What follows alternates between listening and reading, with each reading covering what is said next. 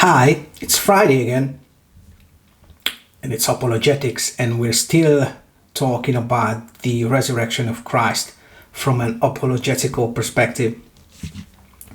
So we have been talking about how the skeptics are trying to give a naturalistic explanation as to the events surrounding the death and resurrection of Christ. And we have mentioned that one of the theories that the disciples were hallucinating, or they went to the wrong tomb, or Jesus swooned, or he looked dead. He looked dead. But the next one is that the disciples stole the body of Christ, which in a sense claims that the disciples knowingly deceived the world, and they knowingly allowed themselves to be subjected to the ensuing persecution, which is a strange thing to even think, because the disciples were persecuted and it looks like they never recanted their stories. I mean, the Christianity did explode and it just seemed so strange. I'm actually reading a book called The Black Swan.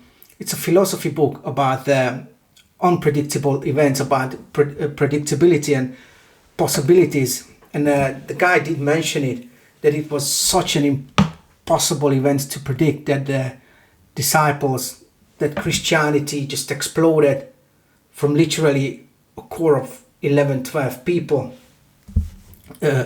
following the death of Jesus. So people are bewildered by the events, how it would even be possible for from such a minuscule event, such a worldwide movement to come out. But the question is, if they indeed stole a body, how did they do it without the Roman guards noticing it? Because the Roman guards, they were sitting there, right? So if the disciples stole the body, they would have had to roll away that extremely heavy stone, and that. Are they trying to claim that they wouldn't have made any noise? And the other thing is,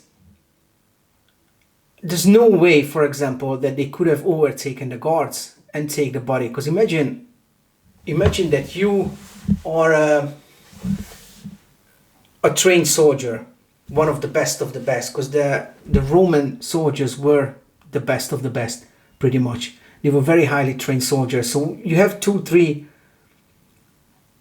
trained killers there with weapons, and then you have 11 guys coming to roll away the stone, beat the Roman guards, and then take away the body of Christ. I mean, at least a couple of them would have died if they had tried to overtake the Roman guards. It would have been impossible. And the other thing is, if you're not a trained killer, if you're not a trained fighter, you can't fight against a trained fighter. I know from experience, it takes a long time and practice fighting to develop the ability to be able to think when you're fighting. It just doesn't happen, especially when you're going with sticks and stones against guys with spears and swords. And the other thing is, so if Jesus wasn't resurrected, if he didn't come back to life, how did Paul and James converted? Because Paul claimed that he saw the resurrected Christ on the road to Damascus. Jacob was the brother of Christ who ridiculed Christ but later became his followers. And did all of them lie and they turned their back to Judaism? What about non-Christian authors? Josephus wrote that James was killed by the Jewish Sanhedrin, which was the Jewish leadership. And the other thing is, they were the ones who spread the rumor that it was the disciples who stole the bodies.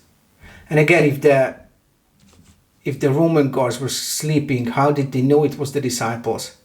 And why would they even admit it? Because it would have brought capital punishment he would have been punished by death. Even nowadays, you get an extremely extreme punishment if you would be punished to a very high degree if you were caught sleeping on guard, for example. And back in the first century, human life wasn't looked at the way it is today. And also there is a historical evidence, because there was a stone tablet found, and I looked at online. That's the newest English translation, and it says, "Edict of Caesar. It is my decision concerning graves and tombs. Whoever has made them for the religious observance of parents or children or household members, that these remain undisturbed forever.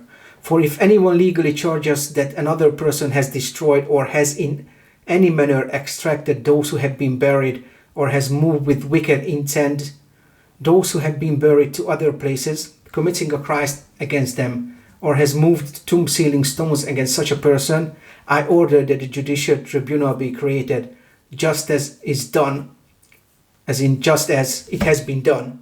Concerning the gods in human religious observance, even more so it will be obligatory to treat with honor those who have been entombed. You are absolutely not to allow anyone to move those who have been entombed. But if someone does, I wish that violator, because some of these things are in brackets, to suffer capital punishment under the title of tomb breaker." So they think that it was either Tiberius, who lived between, who ruled between AD 14 and 37, or Claudius, who ruled between 41 and 54. He had them made, which means a simple grave robbery went from a simple punishment to capital punishment. And it makes you wonder, though, why would a Roman emperor personally bring an edict about, let's say, a minor, small thing, if you will?